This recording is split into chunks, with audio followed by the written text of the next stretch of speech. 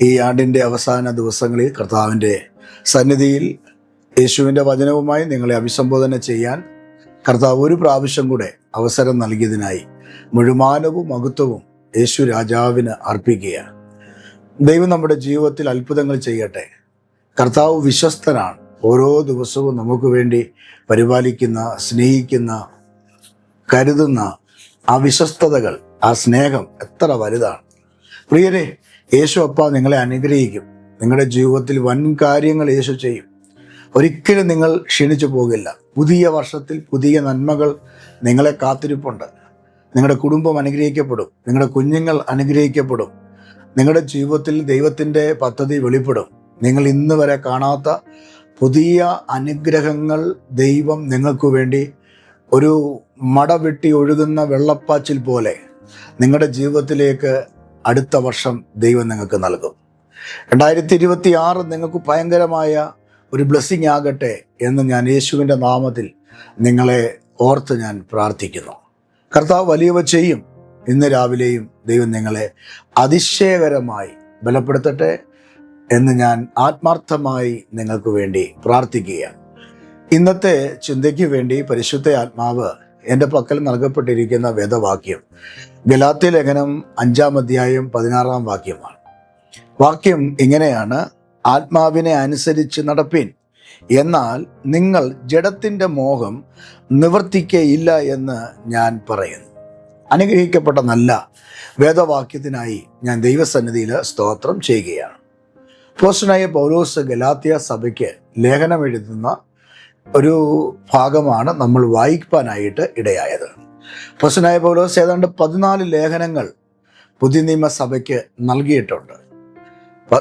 പൗലോസ് ഏത് സഭയെ പീഡിപ്പിച്ചോ, ഏത് സഭയെ നശിപ്പിക്കാൻ നോക്കിയോ, ഏത് കൂട്ടത്തെ ഇല്ലായ്മ ചെയ്യാൻ, കൊല്ലാൻ നോക്കിയോ, ആ സഭയെ ഉറപ്പിക്കാൻ, ആ സഭയെ പണിയാൻ, ക്രിസ്തുവിൻ്റെ സ്നേഹം ആ സഭയ്ക്ക് നൽകാൻ, ക്രിസ്തു എന്ന തലയോളം, എഫേസ്യ ലേഖനത്തിൽ വായിക്കുന്ന പോലെ ക്രിസ്തു എന്ന തലയോളം നമ്മൾ വളരാൻ പൗലോസിനെ ദൈവം ഉപയോഗിച്ച് ഈ പുതിയ നിയമത്തിൽ എബ്രായ ലേഖനം കൂടെ കൂട്ടി ഏതാണ്ട് 14 ലേഖനങ്ങൾ പൗലോസ് അപ്പോസ്തലൻ്റെ കൈകളാൽ എഴുതപ്പെട്ടത് നമുക്ക് കാണാൻ കഴിയും. ഈ പൗലോസ് അപ്പോസ്തലൻ എഴുതിയ അതേപോലെ ഒരു ലേഖനമാണ് ഗലാത്യ ലേഖനം. ഗലാത്യ പട്ടണത്തിലുള്ള സഭയ്ക്ക് ദൂത് പൗലോസ് എഴുതുകയാണ്. അങ്ങനെ പൗലോസ് ഗലാത്യ സഭയ്ക്ക് ലേഖനം എഴുതുമ്പോൾ ഗലാത്യയിലുള്ള വിശ്വാസികളോട് പറയുകയാണ്: ആത്മാവിനെ അനുസരിച്ച് നടപ്പി. ജീവിതത്തിൽ ദൈവത്തെ അനുസരിക്കാതെ, പരിശുദ്ധാത്മാവിന് വിധേയപ്പെടാതെ, യേശുവിന് കീഴ്പ്പെടാതെ, സ്വ ഇഷ്ടത്തിലും ആശയങ്ങൾക്കും ജനം തിരിയുമ്പോൾ കർത്താവിന് കൊടുക്കേണ്ട സ്ഥാനം കർത്താവിന് കൊടുക്കണമെന്നും, ആത്മാവിൽ നിങ്ങൾ ബലപ്പെടണം, ക്ഷീണിച്ചു പോകരുത് എന്നും വേദപുസ്തകത്തിൽ നമ്മെ പഠിപ്പിക്കുക. അതുകൊണ്ട് ഈ പൗലോസ് അപ്പോസ്തലൻ പറയുകയാണ്, നമ്മുടെ നടപ്പ് ആത്മാവിലായിരിക്കണം. ഒരു വിശുദ്ധനെ സംബന്ധിച്ച്, ഒരു ദൈവവേദനെ സംബന്ധിച്ച് നമ്മുടെ ജീവിതത്തിലെ നടപ്പ് അതിപ്രധാനമായ ഒരു വിഷയമാണ്. പല നിലയിലുള്ള നടപ്പുകളുണ്ട്. വ്യർത്ഥമായ നിലയിൽ നടക്കുന്ന നടപ്പുണ്ട്, ജഡികമായി നടക്കുന്ന നടപ്പുണ്ട്, സ്വഇഷ്ടങ്ങൾക്ക് നടക്കുന്ന നടപ്പുണ്ട്. എന്നാൽ ഇവിടെ പറയുകയാണ് ആത്മാവിനെ അനുസരിച്ച് നടക്കുക. ജഡത്തെ അനുസരിച്ച് നടക്കാനല്ല പറയുന്നത്, ആത്മാവിനെ എന്ന് പറയുമ്പോൾ പരിശുദ്ധാത്മാവിനെ അനുസരിച്ച് നടക്കണം.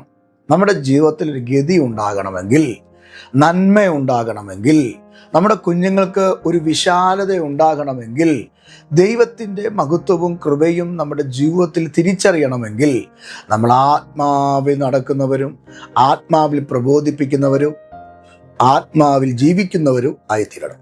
ഇത് വേദപുസ്തകം നമ്മെ വ്യക്തമായിട്ട് പഠിപ്പിക്കുകയാണ്. ഇവിടെ പൗലോസ് അപ്പോസ്തലൻ എഴുതിയ ആ ഭാഗം നിങ്ങൾ നോക്കൂ. അവിടെ എഴുതിയിരിക്കുകയാണ്, എന്നാൽ എന്ന് പറഞ്ഞാൽ ആത്മാവിൽ നിങ്ങൾ നടക്കേണ്ടതുപോലെ നടന്നാൽ, നിങ്ങൾ കർത്താവിനും പരിശുദ്ധാത്മാവിനും യേശുവിൻ്റെ ശക്തിക്കും വിധേയപ്പെട്ട് നിങ്ങൾ ജീവിച്ചാൽ, ഇവിടെ വരുന്ന റിസൾട്ട് നിങ്ങൾ ജഡത്തിൻ്റെ മോഹം നിവർത്തിക്കയില്ല. ജഡത്തിൻ്റെ പ്രവൃത്തികൾ ചെയ്യുന്നവനെല്ലാം ശപിക്കപ്പെട്ടവരാണ്. അപ്പൊ ജഡത്തിൻ്റെ ഇഷ്ടങ്ങൾക്ക് ജഡം നമ്മളോട് പറയുന്ന നിലയിൽ നമ്മൾ ഒരിക്കലും നടക്കരുത്, ജീവിക്കരുത്. ഒരു മനുഷ്യന്റെ ശരീരത്തിൽ ജഡവും ഉണ്ട്, ആത്മാവും ഉണ്ട്. അകത്തെ മനുഷ്യനെ ആത്മീക മനുഷ്യനെന്നും പുറത്തെ മനുഷ്യനെ ജഡമനുഷ്യനുമെന്നാണ് പറയുന്നത്. ജഡത്തിൻ്റെ ആഗ്രഹം എപ്പോഴും പാപം ചെയ്യണം, എപ്പോഴും ആ ദൈവത്തിൻ്റെ വഴിയിൽ നിന്ന് മാറിപ്പോകണം, ഈ ലോകത്തിൻ്റെ സുഖ സൗകര്യങ്ങൾക്കകത്ത് ജീവിക്കണം എന്നാണ് ജഡത്തിൻ്റെ ഇഷ്ടം. എന്നാൽ അവനകത്ത് വസിക്കുന്ന ആത്മാവ് ജീവിക്കുന്നുവെങ്കിൽ ആ ജീവിക്കുന്ന ആത്മാവ് ആ വ്യക്തിയെ ഒരിക്കലും ജഡത്തിൻ്റെ പ്രവൃത്തിയിലേക്ക് കൊണ്ടുപോവുകയില്ല. പുകവലിക്കാനോ മദ്യപിക്കാനോ വഴക്കുണ്ടാക്കാനോ തെറ്റായ വഴിയിൽ ജീവിക്കാനോ ഒരിക്കലും ജഡത്തിൻ്റെ പ്രവൃത്തിക്ക് അധീനമായി ജീവിക്കുന്ന ഒരു വ്യക്തിയെ ദൈവത്തിൻ്റെ വഴിയിലേക്ക് കൊണ്ടുപോകാനായിട്ട് പറ്റില്ല. അപ്പം ആത്മാവിൻ്റെ പ്രവൃത്തി വേറെ, ജഡത്തിൻ്റെ പ്രവൃത്തി വേറെ. ജഡത്തിൻ്റെ പ്രവൃത്തി ജീവിതത്തിൽ ചെയ്യുന്ന ഒരു വ്യക്തിയാണെങ്കിൽ, ജഡത്തിൽ നടക്കുന്ന വ്യക്തിയാണെങ്കിൽ ദൈവരാജ്യവുമായിട്ട് നമുക്ക് എന്തില്ല, ബന്ധമില്ല. ഈ വർഷത്തിൻ്റെ അവസാന സമയമായ ഈ ദിവസം രാവിലെ ഞാൻ നിങ്ങളോട് പറയാം, നിങ്ങൾക്ക് ദൈവം പുതിയൊരു വർഷം തരുന്നെങ്കിൽ, നിങ്ങളുടെ ആയുസ് ദൈവം വർദ്ധിപ്പിക്കുന്നെങ്കിൽ, മാത്രമല്ല നമ്മുടെ കർത്താവിൻ്റെ വരവ് ഏറ്റവും ആസന്നമായിരിക്കുകയാണ്. വരവ് താമസിക്കുന്നെങ്കിൽ നമ്മുടെ ജീവിതത്തിൽ ദൈവം തരുന്ന ആയുസ്സും ആരോഗ്യവും ജഡത്തിൻ്റെ ഇച്ഛകൾക്ക് വിധേയപ്പെടാതെ ആത്മാവിൻ്റെ ശക്തിയും കൃപയും തിരിച്ചറിഞ്ഞ് ആത്മാവിൽ പോരാടി പ്രാർത്ഥിപ്പാനുള്ള ദൈവകൃപ നമുക്ക് പ്രാപിക്കുമ്പോൾ, ആത്മാവിൽ നമ്മൾ നടക്കുമ്പോൾ, ആത്മാവിൽ നമ്മൾ ജീവിക്കുമ്പോൾ, ആത്മാവിൽ നമ്മൾ ഉറങ്ങുമ്പോൾ, ആത്മാവിൽ നമ്മൾ ചിരിക്കുമ്പോൾ, ആത്മാവിൽ നമ്മൾ സംസാരിക്കുമ്പോൾ നമ്മുടെ ജീവിതത്തിൽ നമ്മൾ അറിഞ്ഞിട്ടില്ലാത്ത അനുഗ്രഹങ്ങളും വിടുതലുകളും ഉയർച്ചകളും സ്വർഗത്തിലെ ദൈവം നമ്മുടെ ജീവിതത്തിൽ നൽകിത്തരും. നാം ആരാകുന്നു? ആത്മാവിൽ നടക്കുവാൻ. അപ്പൊ ആത്മാവിലാണ് നമ്മൾ നടക്കേണ്ടത്. നമ്മൾ ആത്മാവിൽ നടക്കണമെങ്കിൽ നമ്മൾ ആരാകുന്നു എന്ന് നമ്മൾ തിരിച്ചറിയണം. റോമാലേഖനം 8-17 വാക്യത്തിൽ എഴുതപ്പെട്ടിരിക്കുന്നത് ഇങ്ങനെയാണ്, നമ്മൾ ആരാകുന്നു എന്നുള്ള കാര്യം. ആ വാക്യം നിങ്ങൾ നോക്കുക. നാം മക്കൾ എങ്കിലും അവകാശികളും ആകുന്നു. അപ്പൊ നമ്മൾ ആരാണ്? മക്കളാണ്. ആരുടെ മക്കൾ? ദൈവത്തിൻ്റെ മക്കളാണ്. ദൈവത്തിൻ്റെ മക്കളാകുന്നതുകൊണ്ട് പറയുകയാണ്, നമ്മൾ മക്കളെങ്കിലോ അവകാശികളും ആകുന്നു. ദൈവത്തിൻ്റെ അവകാശികളും ക്രിസ്തുവിനോട് കൂട്ടവകാശികളും തന്നെ. ദൈവത്തിൻ്റെ അവകാശികൾ നമ്മൾ ആരാണെന്നുള്ള ബോധ്യമാണ്. നമ്മൾ ആത്മാവിൽ നടക്കണമെങ്കിൽ നമ്മൾ ആരായിരിക്കണമെന്ന് തിരിച്ചറിയണം. എല്ലാവർക്കും ആത്മാവിൽ നടക്കാൻ പറ്റത്തില്ല. പ്രാർത്ഥിച്ചും അന്യഭാഷയിലും ദൈവകൃപയിലും വ്യാപരിച്ച് എല്ലാവർക്കും നടക്കാൻ പറ്റില്ല. നമ്മൾ ആരാകണം? ആത്മാവിൽ നടക്കണമെങ്കിൽ, പരിശുദ്ധാത്മാവിൽ നടക്കണമെങ്കിൽ നമ്മൾ ദൈവത്തിൻ്റെ മക്കളായിരിക്കണം. ദൈവത്തിൻ്റെ മക്കൾക്ക് മാത്രമേ ആത്മാവിൽ ചലിക്കാൻ പറ്റുകയുള്ളൂ. അതുകൊണ്ട് വേദപുസ്തകം പറയുകയാണ്, ദൈവത്തിൻ്റെ അവകാശികളും ക്രിസ്തുവിൻ്റെ കൂട്ടവകാശികളുമാണ് നമ്മൾ. നാം അവരോടുകൂടെ തേജസ്കരിക്കപ്പെടേണ്ടതിന് അവനോടുകൂടെ കഷ്ടം അനുഭവിക്കാത്രേ. നമുക്ക് കർത്താവിൻ്റെ മക്കളാണ്, ക്രിസ്തുവിൻ്റെ കൂട്ടവകാശികളാണ്, കർത്താവിൻ്റെ കൂടെ നമ്മൾ തേജസ്കരിക്കപ്പെടേണ്ട വ്യക്തിയും കൂടെയാണ്. അതുകൊണ്ട് ഈ ഒരു അനുഭവത്തിലേക്ക് വന്ന ഒരു വ്യക്തി നടക്കുന്നത് എങ്ങനെയാണ്? ആത്മാവിനെ അനുസരിച്ച് നടക്കുന്നു. അതുകൊണ്ടാണ് പൗലോസ് അപ്പോസ്തലൻ ഗലാത്യയിലുള്ള സഭയോട് പറഞ്ഞത്, നിങ്ങൾ ആത്മാവിനെ അനുസരിക്കണം. പരിശുദ്ധാത്മാവിനെ അനുസരിക്കുന്ന, കർത്താവിനെ അനുസരിക്കുന്ന ഒരു ദൈവപൈതലാണ് നിങ്ങളെങ്കിൽ, നിങ്ങൾ ഇടത്തോട്ടോ വലത്തോട്ടോ തിരിയാതെ ദൈവം തന്ന വെളിപ്പാടിനകത്ത് ക്രിസ്തുവിൻ്റെ ആത്മാവിനെ വഹിച്ചുകൊണ്ട് ജീവിതയാത്ര നയിക്കുന്ന ഒരു ദൈവപൈതലാണ് ഞാനും നിങ്ങളുമെങ്കിൽ, നമ്മളെ ഈ ഭൂമിയിൽ തകർക്കാൻ ഒതുക്കാൻ ഒരു ശക്തിക്കും കഴിയില്ല. കാരണം നമ്മൾ തേജസ്കരിക്കപ്പെടേണ്ടവരാണ്, നമ്മൾ ദൈവത്തിൻ്റെ മക്കളാണ്, അവകാശികളാണ്, നമ്മൾ കൂട്ടവകാശികൾ ആണ്. അതേപോലെ തന്നെ റോമാലേഖനം 8-13 വാക്യത്തിലും എഴുതിയിട്ടുണ്ട്. അവിടെ എഴുതിയിരിക്കുന്ന, നമ്മൾ ജഡത്താൽ നടന്നാൽ എന്ത് സംഭവിക്കും? ദൈവത്തിൻ്റെ കൂട്ടവകാശികളായ നമ്മൾ, ക്രിസ്തുവിൻ്റെ കൂട്ടവകാശിയായ ഞാനും നീയും, ക്രിസ്തുവിൻ്റെ മക്കളായ ഞാനും നിങ്ങളും തേജസ്കരിക്കപ്പെടേണ്ട നമ്മൾ ദൈവസന്നിധിയിൽ ജീവിക്കേണ്ടതുപോലെ നമ്മൾ ജീവിക്കണം. ആത്മാവിൽ നടക്കണം, പ്രാർത്ഥിച്ചുകൊണ്ട് നടക്കണം. ജീവിതത്തിൽ ഏതൊക്കെ പ്രശ്നം വന്നാലും ആത്മാവിൽ ജീവിക്കണം. വിശ്വാസത്തോടു കൂടെ ആത്മബലം ധരിച്ച് പ്രാർത്ഥിക്കണം. അതുകൊണ്ട് റോമാലേഖനം 8:13 എഴുതിയിരിക്കുന്നത്, നിങ്ങൾ ജഡത്തെ അനുസരിച്ച് ജീവിക്കുന്നു എങ്കിൽ മരിക്കും നിശ്ചയം. കണ്ടോ, നമ്മൾ ആരാണ്? നമ്മൾ ദൈവത്തിൻ്റെ മക്കളാണ്, ക്രിസ്തുവിൻ്റെ കൂട്ടവകാശികളാണ്, തേജസ്കരിക്കപ്പെടേണ്ട ശരീരമുള്ളവരാണ് നമ്മൾ. അപ്പോൾ വചനം പറയുകയാണ്, നമ്മൾ ആത്മാവിൽ നടക്കണം. ഇനി ആത്മാവിൽ നമ്മൾ ഈ തേജസ്കരിക്കപ്പെടേണ്ട ക്രിസ്തുവിൻ്റെ കൂട്ടവകാശികളായ ദൈവത്തിൻ്റെ മക്കളായ നമ്മൾ ആത്മാവിനെ ധരിക്കാതെ ജഡത്തിൽ വസിച്ചാൽ ഉള്ള കുഴപ്പം എന്താണ്? 13 വാക്യത്തിൽ പൗലോസ് റോമാലേഖനത്തിൽ 8 എഴുതുമ്പോൾ പറയുകയാണ്. അവിടെ പറയുകയാണ്, നിങ്ങൾ ആത്മാവിനെ ധരിക്കാതെ ജഡത്തിൽ നിങ്ങൾ ജീവിച്ചാൽ. 12 വാക്യം മുതൽ വായിച്ചു കേൾപ്പിക്കാം. ആകയാൽ സഹോദരന്മാരെ, നാം ജഡത്തെ അനുസരിച്ച് ജീവിക്കേണ്ടതിന് ജഡത്തിലല്ല പിന്നെ കടക്കാരാകുന്നത്. നിങ്ങൾ ജഡത്തെ അനുസരിച്ച് ജീവിക്കുന്നു എങ്കിൽ മരിക്കും നിശ്ചയം. കണ്ടോ, ജഡത്തെ അനുസരിച്ച് നമ്മുടെ ഈ ബോഡി പറയുന്ന, നമ്മുടെ ജഡം പറയുന്നത് അനുസരിച്ച് നമ്മൾ ജീവിച്ചാൽ നമ്മൾ മരിക്കും. ആദം ഹവ്വ ദമ്പതികൾക്ക് പറ്റിയ കുഴപ്പം അതാണ്. സാത്താൻ വന്നിട്ട് എന്ത് ചെയ്തു? കാണാൻ ഭംഗിയുള്ളത്, തിന്മാൻ രുചിയുള്ളതൊക്കെ പറഞ്ഞു കഴിഞ്ഞപ്പോൾ ജഡം പറഞ്ഞു, നീ തിന്നാൻ പറഞ്ഞു. അപ്പൊ ആ ജഡത്തെ അവൾ കീഴ്പ്പെട്ടു. ഹവ്വ ഫലം ഭക്ഷിച്ചു, ജഡത്തിന് കീഴ്പ്പെട്ടു. എന്ത് ചെയ്തു? ഹവ്വ ആദമിനും കൊടുത്തു, അവർ രണ്ടുപേരും കൂടെ ഭക്ഷിച്ചു. ജീവിതത്തിൽ മരണം സംഭവിച്ചു. അപ്പൊ നമ്മുടെ ഈ ജഡത്തിന്റെ ആഗ്രഹം എപ്പോഴും നമ്മൾ പാപം ചെയ്യണം, കള്ളം പറയണം, ചീത്ത വിളിക്കണം, കുല ചെയ്യണം, മോഷ്ടിക്കണം, വ്യഭിചാരം ചെയ്യണം.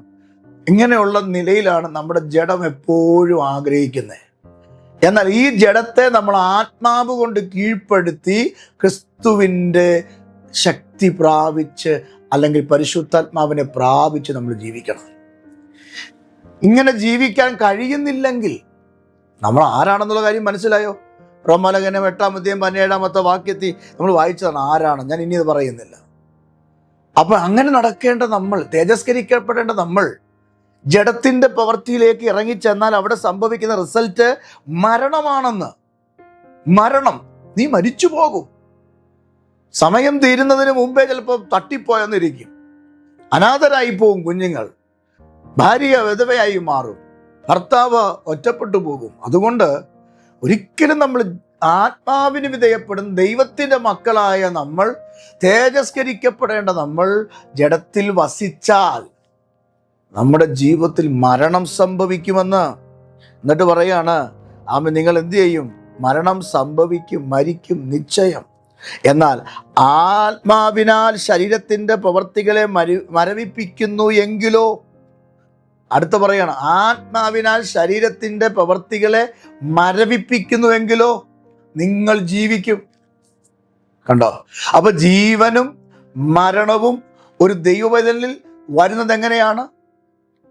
ആത്മാവിൽ നടക്കുമ്പോൾ ജീവൻ ഉണ്ടാകുകയാണ്, ആത്മാവിൽ ചലിക്കുമ്പോൾ അവിടെ വിടുതലുണ്ടാകുകയാണ്, ആത്മാവിൽ ആരാധിക്കുമ്പോൾ, അന്യഭാഷയെ പറഞ്ഞു നടക്കുമ്പോൾ, ഹല്ലേലൂയ, വാഹനത്തിൽ പോകുമ്പോൾ, ഓഫീസിൽ ചെല്ലുമ്പോൾ, വീട്ടിലിരിക്കുമ്പോൾ, കൃഷിസ്ഥലങ്ങളിൽ ഇരിക്കുമ്പോൾ, മറ്റ് ഏതെങ്കിലും സാഹചര്യങ്ങളിൽ ഇരിക്കുമ്പോൾ നിങ്ങൾ ആത്മാവിൽ അന്യഭാഷയിൽ പ്രാർത്ഥിച്ചും ആത്മാവിൽ കൃപാവരങ്ങളെ ജ്വലിപ്പിച്ചും യേശുവുമായിട്ടുള്ള ബന്ധത്തിൽ നിങ്ങളുടെ ജഡത്തെ, മനുഷ്യനെ കീഴ്പ്പെടുത്തിക്കൊണ്ട് പുതുശക്തിയിൽ നിങ്ങൾ ജീവിക്കുന്നുവെങ്കിൽ നിങ്ങളുടെ ജീവിതത്തിൽ എന്താ സംഭവിക്കുന്നത്? നിങ്ങൾക്ക് ജീവൻ ഉണ്ടാകും, നിങ്ങൾ മരിക്കയില്ല, നിങ്ങൾ തകർന്നു പോവുകയില്ല, നിങ്ങൾക്ക് ജീവൻ ഉണ്ടാകും, നിങ്ങൾ ശക്തീകരിക്കപ്പെടും, നിങ്ങളിൽ അഭിഷേകം വെളിപ്പെടും, നിങ്ങളുടെ ജീവിതത്തിൽ കൃപാവരങ്ങൾ ജ്വലിക്കും, നിങ്ങളുടെ രോഗങ്ങൾ കർത്താവ് അഴിച്ചു മാറ്റും, നിങ്ങൾ മരിക്കാൻ ദൈവം അനുവദിക്കയില്ല. അതുകൊണ്ട് പരിശുദ്ധാത്മാവ് ഗലാത്യ സഭയോട് ദൂത് പറഞ്ഞതുപോലെ ഇന്ന് രാവിലെ പ്രഭാത സന്ദേശം കേൾക്കുന്ന നിങ്ങളോട് ഇന്ന് രാവിലെ കിടക്കയിൽ നിന്ന് തട്ടി വിളിച്ച് ഉണർത്തിയിട്ട് പരിശുദ്ധാത്മാ പറയുകയാണ്, നമ്മുടെ നടപ്പ് ജഡത്തിലാകരുത്, ആത്മാവിൽ നമ്മൾ നടക്കണം. കാരണം നമ്മൾ ആരാണ്? ദൈവ മക്കളാണ്, ക്രിസ്തുവിൻ്റെ കൂട്ടവകാശികളാണ്, മറിച്ച് നമ്മൾ തേജസ്കരിക്കപ്പെടേണ്ടവരാണ്. അങ്ങനെ നമ്മൾ ആയിത്തീരേണ്ട സ്ഥാനത്ത് നിന്ന് ജഡത്തിൻ്റെ പ്രവർത്തികൾക്ക് നമ്മൾ വിധേയപ്പെട്ടാൽ, ജഡത്തിൻ പറയുന്ന അനുസരിച്ച്, ജഡം പറയുന്ന അനുസരിച്ച്, ജഡം പറയുക നാളെ ഇച്ചിരി കള്ളു കുടിക്കണമെന്ന് പറയുവാണെങ്കിൽ അത് നമ്മൾ കീഴ്പ്പെടരുത്. അതിനെ നമ്മൾ എന്ത് ചെയ്യും? മരവിപ്പിക്കണം. പൗലോസ് അങ്ങനെയാണ് എഴുതിയിരിക്കുന്നത് 13-ാം അധ്യായത്തിൽ. പാപം ചെയ്യാൻ നമ്മളെ കൊണ്ട് പിശാച് ആഗ്രഹിക്കുമ്പോൾ പൗലോസ് പറയുകയാണ്, നമ്മൾ എന്ത് ചെയ്യണം? ജഡത്തിൻ്റെ പ്രവൃത്തികളെ എന്ത് ചെയ്യണം? മരവിപ്പിക്കണം. മരവിപ്പിക്കുന്ന ഒരു കേസ് പിന്നെ നമുക്ക് എടുക്കാൻ പറ്റത്തില്ല. നമ്മൾ കേട്ടില്ലേ, ബാങ്കിലൊക്കെ അക്കൗണ്ട് മരവിപ്പിക്കുക എന്ന് പറഞ്ഞാൽ കേട്ടിട്ടില്ലേ? എന്താണ് അതിനർത്ഥം? ആ അക്കൗണ്ട് ഇനി ഒരു മനുഷ്യനും എന്ത് ചെയ്യാൻ പറ്റത്തില്ല, ഉപയോഗിക്കാൻ പറ്റത്തില്ല. അതിൻ്റെ യഥാർത്ഥ അക്കൗണ്ട് ഓണർ പോലും ആ അക്കൗണ്ടിൽ നിന്ന് പണം വിഡ്രോ ചെയ്യാൻ എന്ത് ചെയ്യത്തില്ല, പറ്റത്തില്ല. കാരണം അത് ബാങ്ക് അല്ലെങ്കിൽ സർക്കാർ അതിനെ മരവിപ്പിച്ച് വെച്ചിരിക്കുകയാണ്, തിരികെടുക്കാൻ പറ്റാത്ത നിലയിൽ. അതേപോലെ നമ്മുടെ ജീവിതത്തിൽ പാപം കയറി വരുമ്പോൾ, രഹസ്യമാകാം പരസ്യമാകാം, ജീവിതത്തിൽ പാപം കയറി വരുമ്പോൾ നമ്മൾ ആ ജഡത്തിന് വിധേയപ്പെട്ടിട്ട് ആ പാപം ചെയ്യുകയല്ല ചെയ്യണ്ടേ. അങ്ങനെ നമ്മൾ ചെയ്താൽ നമ്മൾ മരിക്കും. പകരം പൗലോസ് അപ്പോസ്തലൻ റോമാലേഖനം 8-ാം അധ്യായം 13-ാം വാക്യം പറയുകയാണ്, നിങ്ങൾ അതിനെ എന്ത് ചെയ്യണം? മരവിപ്പിക്കണം. അതിനെ മരവിപ്പിക്കണം.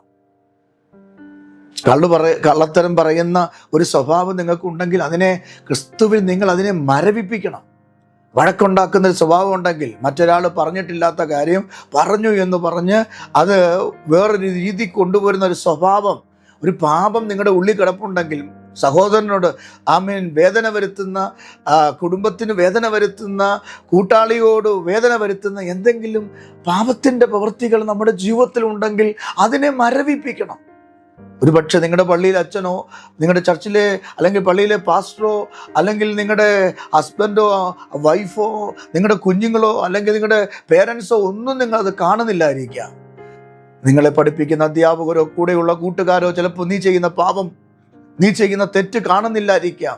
പക്ഷെ അറിയുന്ന, കാണുന്ന ഒരു ദൈവം സ്വർഗത്തിലുണ്ട്. രഹസ്യമായി ചെയ്യുന്ന പാപങ്ങൾ, പകലും രാത്രിയും ജീവിതത്തിൽ പാപം ചെയ്യുന്ന ആളുകൾ ഇന്ന് രാവിലെ കേൾക്കുക, നിങ്ങൾ മരിക്കാതിരിക്കണമെങ്കിൽ നിങ്ങൾ അതിനെ മരവിപ്പിക്കണം. നിങ്ങൾ മരിക്കാതിരിക്കണമെങ്കിൽ, നിങ്ങൾക്ക് ജീവൻ ഉണ്ടാകണമെങ്കിൽ ജഡത്തിൻ്റെ പ്രവൃത്തികളെ മരവിപ്പിക്കണം. ജഡത്തിൻ്റെ പ്രവൃത്തികളെ മരവിപ്പിച്ച് നിങ്ങൾ ആത്മാവിൽ ജീവിക്കാൻ നിങ്ങൾ നടക്കാൻ തയ്യാറാണെങ്കിൽ, ഗലാത്യരോട് പറഞ്ഞതുപോലെ ആത്മാവിൽ നിങ്ങൾ നടക്കാൻ നിങ്ങൾ തയ്യാറാണെങ്കിൽ, നിങ്ങൾ ഇന്ന് മരിച്ചിരിക്കുന്ന വിഷയങ്ങൾക്ക് ഒരു മറുപടി സ്വർഗത്തിലെ ദൈവം നിങ്ങൾക്ക് വേണ്ടി അയച്ചു തരും. അന്ന് നിങ്ങൾ തകർന്നു പോകില്ല, അന്ന് നിങ്ങൾ ക്ഷീണിക്കില്ല, അന്ന് നിങ്ങൾ വേദനിച്ച് നിങ്ങളുടെ ജീവിതം തകരത്തില്ല. കാരണം നിങ്ങൾ അതിനെ എന്ത് ചെയ്യണം? മരവിപ്പിക്കണം. ഇപ്പൊ ജഡത്തിന്റെ പ്രവൃത്തികൾ കൊണ്ട് നമ്മളെ നശിപ്പിക്കാൻ വരുന്ന ശക്തികളെ നമുക്ക് എന്ത് ചെയ്യണം? മരവിപ്പിക്കണം. ഹല്ലേലൂയ. ഈ ആത്മാവിൽ നടക്കുന്ന ഒരു വ്യക്തി അല്ലെങ്കിൽ തേജസ്കരിക്കപ്പെടുന്ന ഒരു വ്യക്തി, ഒന്നുകൂടെ പറഞ്ഞാൽ ക്രിസ്തുവിൻ്റെ കൂട്ടവകാശികളായിരിക്കുന്ന നമ്മൾ നടക്കേണ്ടുന്ന രീതിയിൽ നമ്മൾ നടന്നില്ലെങ്കിൽ ജാതികൾ നമ്മളെ ദുഷിക്കും. ജാതികൾ നമ്മളെ ദുഷിക്കാതെ ഇരിക്കേണ്ടതിനും, ജാതികളുടെ മുമ്പിൽ നമ്മൾ ആരാണ് നമുക്കൊരു തിരിച്ചറിവ് വന്നാൽ നമുക്ക് നമ്മുടെ നടപ്പ് ലെവലാക്കി എടുക്കുവാൻ കഴിയും. വേദപുസ്തകത്തിൽ 1 പത്രോസിന്റെ ലേഖനം 2-ാം അധ്യായം അതിൻ്റെ 11-ാമത്തെ വാക്യത്തിൽ ഇങ്ങനെയാണ് വായിക്കുന്നത്, പ്രിയമുള്ളവരെ, പ്രവാസികളും പരദേശികളുമായ നിങ്ങളെ. നമ്മൾ ഈ ദേശക്കാരല്ല. നമ്മൾ ആരാണ്? പത്രോസ് അപ്പോസ്തലൻ തൻ്റെ ലേഖനത്തിൽ പറയുകയാണ്, നമ്മൾ 1 പ്രവാസികളാണ്, 2 പരദേശികളാണ്. അർത്ഥം, പരദേശികളെന്നും പ്രവാസികളെന്നും വിളിക്കുന്നത് നമ്മൾ ആരാ? നമ്മൾ കേരളക്കാരാണ്, അല്ലെങ്കിൽ നമ്മൾ ഇന്ത്യക്കാരാണ്. നമ്മൾ പരദേശികളെന്നും പ്രവാസികളെന്നും വിളിക്കുന്ന ആരെയാ? മറ്റൊരു രാജ്യക്കാരെയാണ് നമ്മൾ എന്ത് ചെയ്യുന്നത്? വിളിക്കുന്നത്. അപ്പം ഇതിൻ്റെ അർത്ഥം പത്രോസ് ഇവിടെ പറയുകയാണ്, ഒരു ദൈവ പൈതലായ യേശുവിൻ്റെ ആത്മാവിൽ നടക്കുന്ന, യേശുവിൻ്റെ വെളിപ്പാടിൽ നിൽക്കുന്ന, യേശുവിൽ ജീവിതം സമർപ്പിക്കുന്ന ഒരു വ്യക്തി എപ്പോഴും അവൻ ഈ ലോകക്കാരനല്ല, അവൻ പരദേശിയാണ്, അവൻ പ്രവാസിയാണ്. അർത്ഥം, നമ്മൾ മടങ്ങിപ്പോകേണ്ടവരാണ്, തേജസ്കരിക്കപ്പെട്ട് മടങ്ങേണ്ടവരാണ്. പക്ഷെ നമ്മൾ മടങ്ങിപ്പോകേണ്ടവരായി നിൽക്കുമ്പോൾ, പ്രവാസികളായിട്ട് നിൽക്കുമ്പോൾ, നമ്മുടെ നടപ്പ് വർദ്ധാവാണെങ്കിൽ, നമ്മുടെ നടപ്പ് ശരിയല്ലെങ്കിൽ, അടുത്ത വായിക്കുകയാണ്, ആത്മാവിനോട് പോരാടുന്ന ജഡമോഹങ്ങളെ വിട്ടകലണം. ആത്മാവിനോട് പോരാടുന്ന ജഡമോഹങ്ങളെ എന്ത് ചെയ്യണം? വിട്ടകലണം. അപ്പം ഈ ജഡത്തിന് പോരാട്ടം എപ്പോഴും ആരോടായിരിക്കും? ആത്മാവിനോടായിരിക്കും. എന്നുള്ളത് പറഞ്ഞാൽ ജഡത്തിൽ ജീവിക്കുന്ന ഒരു വ്യക്തിക്ക് എപ്പോഴും ആത്മാവിൽ ജീവിക്കുന്നവരോട് ഭയങ്കര പോരാട്ടമാണ്. എപ്പോഴും നമ്മുടെ ശരീരത്തിൽ ഞാൻ പറഞ്ഞു 2 നിലയിലുള്ള ശരീരമുണ്ട്. ഒന്ന് ആത്മശരീരമുണ്ട്, ജഡശരീരമുണ്ട്. ഈ ജഡശരീരവും ആത്മശരീരവും കൂടെ രണ്ടും കൂടെ എപ്പോഴും ഫൈറ്റിങ്ങാണ്. എന്ന് പറഞ്ഞാൽ ആത്മശരീരത്തിൻ്റെ ആഗ്രഹം ഈ ജഡശരീരത്തിൽ നിന്ന് എന്നെ വീണ്ടെടുക്കണമെന്നാണ്. എന്നാൽ ജഡശരീരത്തിൻ്റെ ആഗ്രഹം ആത്മശരീരവുമായിട്ട് ഞാൻ എന്ത് ചെയ്യരുത്? കണക്റ്റ് ആകരുത്, ഞാൻ നശിക്കണം, ഞാൻ മുടിഞ്ഞു പോകണം, ഞാൻ ഗതി പിടിക്കരുത്. ഇതാണ് ജഡശരീരത്തിൻ്റെ ആഗ്രഹം. അതുകൊണ്ട് ജഡശരീരം എന്നെ ചെയ്യിപ്പിക്കാവുന്ന തെറ്റുകളെല്ലാം ചെയ്യിപ്പിക്കും. ഹല്ലേലൂയ. എന്നെ കൊണ്ട് ചെയ്യാവുന്ന കാര്യങ്ങളെല്ലാം ചെയ്യിപ്പിക്കും. ഒന്നും ഗുണം പിടിക്കുന്നതല്ല, ഒന്നും ഗതി പിടിക്കുന്നതല്ല, എല്ലാം എന്നെ നശിപ്പിക്കുന്നതാണ്. നിത്യതയിൽ നിന്ന് എന്നെ അകറ്റിക്കളയുന്നതാണ്. ക്രിസ്തുവിൻ്റെ സ്നേഹത്തിൽ നിന്ന് എന്നെ വേർപിരിക്കുന്നതാണ് ജഡത്തിൻ്റെ പ്രവൃത്തികൾ ചെയ്യുന്നത്. എന്നാൽ ഇവിടെ വായിക്കുകയാണ്, പ്രവാസികളും പരദേശികളുമായ നമ്മൾ ആത്മാവിനോട് പോരാടുന്ന ജഡമുഖങ്ങളെ വിട്ടകന്ന് ജാതികൾ നിങ്ങളെ ദുഷ്പ്രവർത്തിക്കാർ എന്ന് ദുഷിച്ച് നിങ്ങളെ നശിപ്പിക്കാതെ ഇരിക്കേണ്ടതിന്. ജാതികൾ നിങ്ങളെ ദുഷ്പ്രവർത്തിക്കാരെന്ന് പറഞ്ഞാൽ എന്ത് ചെയ്യരുത്? ദുഷിക്കുമെന്ന്. ജഡത്തിൻ്റെ പ്രവൃത്തി ജീവിച്ചാൽ ജാതികൾ നമ്മളെ ദുഷ്പ്രവർത്തിക്കാരെന്ന് വിളിക്കും. അപ്പോൾ നമുക്ക് ഈ ഭൂമിയിൽ ജീവിച്ചിട്ട് കാര്യമുണ്ടോ?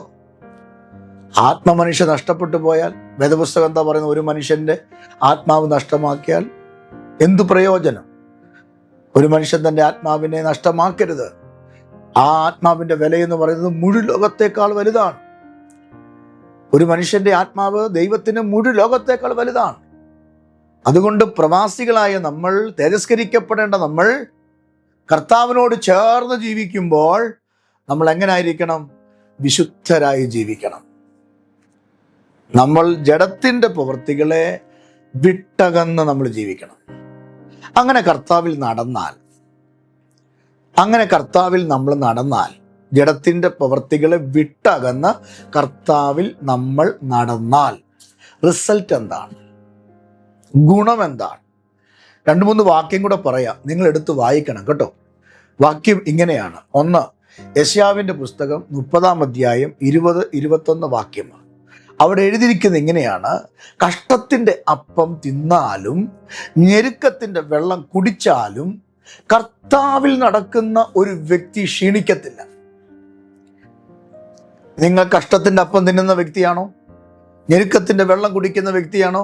ഒരിക്കൽ കർത്താവായ യേശു ക്രിസ്തു പറഞ്ഞില്ലേ, ഈ കഴിയുമെങ്കിൽ ഈ പാനപാത്രം എന്നിൽ നിന്ന് നീക്കണമേ. കഷ്ടത്തിൻ്റെ പാനപാത്രം. ജീവിതത്തിൻ്റെ ഏതോ താഴ്വരയിൽ നിങ്ങൾ ഞെരുക്കത്തിൻ്റെ വെള്ളം കുടിക്കുന്ന വ്യക്തിയാണെങ്കിൽ, കഷ്ടത്തിൻ്റെ അപ്പം തിന്നുന്ന വ്യക്തിയാണെങ്കിൽ, നിങ്ങൾ ആത്മാവിൽ നടന്നാൽ മതി. ആത്മാവിൽ നിങ്ങൾ ബലപ്പെട്ടാൽ മതി. ആത്മീയമായി നിങ്ങൾ ശക്തിപ്പെട്ടാൽ മതി. ജഡത്തിൻ്റെ പ്രവൃത്തികളോട് വിട പറഞ്ഞിട്ട് ആത്മാവിൽ നിങ്ങൾ ജീവിച്ചാൽ മതി. നിങ്ങളുടെ അപ്പം മുട്ടിപ്പോകത്തില്ല, നിങ്ങളുടെ വെള്ളം നശിക്കത്തില്ല. അതുമാത്രമല്ല, ഒരു കഷ്ടതയ്ക്കും നിങ്ങളെ തകർക്കാൻ, നശിപ്പിക്കാൻ, കൊന്നുകളയാൻ പറ്റില്ല. നിങ്ങൾ ആത്മാവിൽ ജീവിക്കുന്നവരാണ്. 2 കൊരിന്ത്യർ ലേഖനം 5-ാം അധ്യായം 17-ാമത്തെ വാക്യത്തിൽ വായിക്കുന്നു, ഒരുവൻ ക്രിസ്തുവിലായാൽ അവൻ പുതിയ സൃഷ്ടിയാകുന്നു. ജഡത്തിൻ്റെ പ്രവൃത്തികളോട് വിട പറഞ്ഞിട്ട് ക്രിസ്തുവിൻ്റെ ആത്മാവിനോട് ചേർന്ന് നിങ്ങൾക്ക് ഇടപെടച്ച് ജീവിക്കുന്നെങ്കിൽ, നിങ്ങൾ പഴയ മനുഷ്യനെ നിങ്ങൾ ഉരിഞ്ഞു കളയുന്നു, മരിപ്പിക്കുന്നു, പുതിയതായി തീരുന്നു. അതുകൊണ്ട് വേദപുസ്തകം പറയാ, ഒരുവൻ ക്രിസ്തുവിലായാൽ അവൻ പുതിയ സൃഷ്ടിയാകും. നമ്മളെ പുതുതാക്കും ആത്മാവി നടന്നാൽ. നമ്മുടെ ജീവിതം പുതിയതായി മാറും ആത്മാവി നടന്നാൽ. നമ്മുടെ കുഞ്ഞുങ്ങളുടെ സ്വഭാവം പുതിയതായി മാറും ആത്മാവി നടന്നാൽ. നമ്മുടെ ജീവിതത്തിലെ അനുഗ്രഹങ്ങൾ പുതിയ അനുഗ്രഹങ്ങൾ ഉണ്ടാകും ആത്മാവിൽ നടന്നാൽ. ഇന്ന് രാവിലെ എന്നെ കേൾക്കുന്ന എൻ്റെ പ്രിയപ്പെട്ട സഹോദരങ്ങളോട് ഞാൻ പരിശുദ്ധാത്മാവിൽ പറയാം, നിങ്ങൾ ആത്മാവി നടക്കൂ.